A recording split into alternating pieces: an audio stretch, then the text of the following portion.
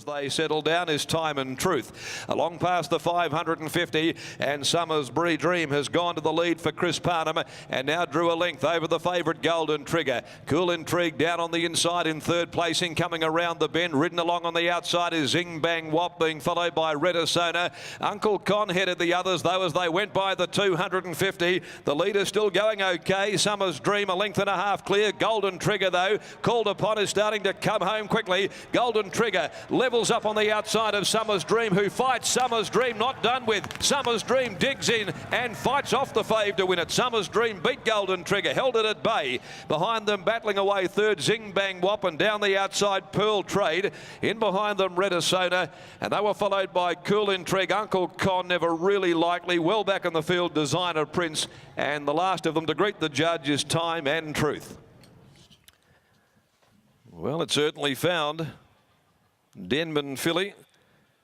Looked as though Golden Trigger had a sized up, and with his in its sights to run straight past it, Golden Trigger, but Summer's Dream, who led them up on rain-affected ground and subsequently weakened out of it to be well beaten. Back on top of the track this afternoon on firmer conditions, has certainly put its best foot forward, the filly, and she was able to hold Golden Trigger. 8 Summer's Dream, Chris Parnham, pick up right there for Chris after Lucy Warwick was injured in that barrier trial down at Bunbury Monday. 6:22.90 beats Golden Trigger. Peter Nucky $1.70, and Zing Bang Wop, which appeared to be under a fair bit of pressure coming up to the home corner. It found a bit in the run to the line as well, paying $5.10, and Redisona fourth home. The time that they've clocked is 1:05.68. The numbers are 8:197. Pearl Trade, after getting back, was right out of contention. A long head, 2 lengths, the official margins. Summer's Dream by Denman from Ms. Chief Bound, a Commands mare. It's owned by the Gold Front Thoroughbred Breeding and Racing Syndicate, managed by Alan Olive, trained by Brent Albuino, handled by Chris Parnham. Golden Trigger second by Regano from Belly Dance, a 2-year-old chestnut gelding, ridden by Peter Nucky for trainer Brad McDougall. And Zing Bang Wop, number 9, an Oratorio Hennessy Babe filly, trained by Sarah Miller and ridden by Joe Azzopardi. Next event today, the Get the Tab Touch maiden over the 1,000 at 1:17. Jerry Noski's on number 3, Mervyn, in the next. And Quincy's Image, the first emergency, is not required. Adam McGrath is with us, and he's downstairs with winning trainer Brent Albuino after the fighting victory by this daughter of Denman, Summer's Dream, in the opening event for the day.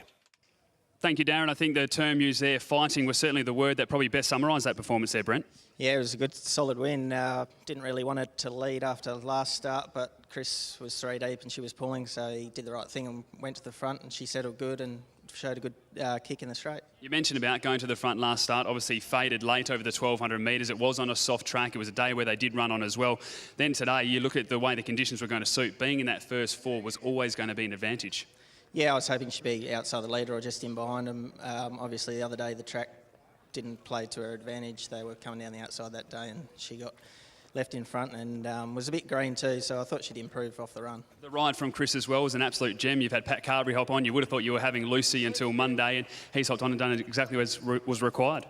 Yeah, no, the horse settled really well for him and kicked on good in the straight. I think I've got a bit of an opinion of the second horse, so I think she did a good job to fight it off. Just tell us about how she pulled up from that first run and what the plans are this prep. Yeah, she's pulled up really well from her trials to a race, and I'll just keep going with her. I think she's doing everything right, so we'll keep going. You've got some really nice 2-year-olds at the moment, mate. Rias looks to be an absolute gem. Prue as well, we saw in the races on the weekend. Those two, where to for them at the moment? Prue's going for a bit of a break, but I think she'll come back pretty handy horse. Rias will run Saturday week here, and yeah, he pulled up really well. So. Well done, mate. As I said, the stable's flying, and best of luck with the Rias next weekend as well. Congratulations on the win. Yeah, cheers. Thanks, Adam. There's Brent Albuino. We'll grab now Chris Parnham, who did get that pickup ride. Chris, I'm sure when you took a look at probably at the trial more so than the first up run, you would have been pretty confident today.